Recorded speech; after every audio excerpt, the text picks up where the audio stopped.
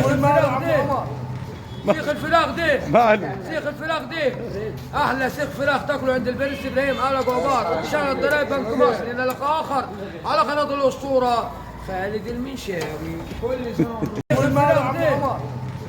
الفراخ دي ماله سيخ الفراخ دي احلى سيخ فراخ تاكله عند البرنس ابراهيم على جوبار شارع الضرايب بنك مصر. الى لقاء اخر على قناه الاسطوره خالد المنشاوي. كل سنه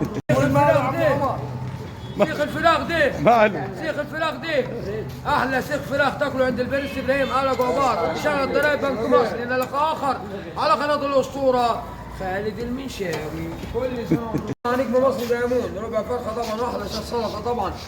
طبعا زي ما شايفين اللهم صل على النبي.